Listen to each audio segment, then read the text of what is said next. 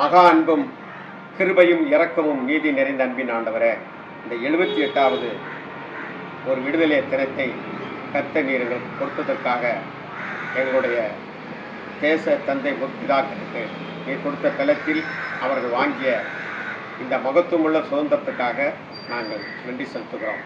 கர்த்தருடைய கிருபையும் இரக்கமும் நம்மோடு இருப்பதாக. ஆமென்.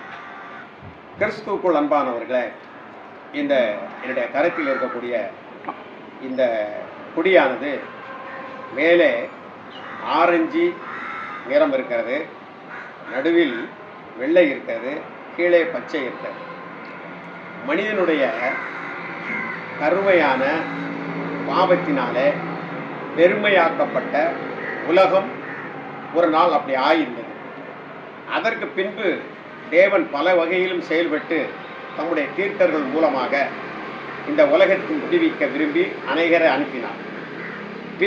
அதற்கு பின்பு தேவன் இந்த உலகத்தில் மனிதனாக அவதரித்து தம்முடைய சொந்த இரத்தத்தினாலே, அதாவது மேலே காட்டுகின்ற இந்த மூவண்ண கொடியில கூட அந்த சிவப்பு இருக்கிறத பாருங்கள், சொந்த இரத்தத்தினாலே அந்த கரும் இருளை அவர் நீக்கினார். அப்படி நீக்கிய பொழுது ஒரு வெண்மை உள்ளே நமக்குள் பிரகாசிக்க ஆரம்பிக்கிறது. அந்த வெண்மை என்பது அந்த மகிமையான விசேஷித்தமான மகா பெரிய, அதாவது சூரியனுடைய வெளிச்சம், நாம் காண்கின்ற இந்த வெளிச்சம் பயிர்களை வளரச் செய்தாலும் பிரகாசமுள்ள விடிவெளியினுடைய சூரியனாக இருக்கிற கர்த்தராகிய இயேசு கிறிஸ்து இந்த மீட்கப்பட்டவருடைய உள்ளத்தில் அவர் உதிக்கின்ற பொழுது வெளிச்சமாக வெண்மையாக மாறுகிறது.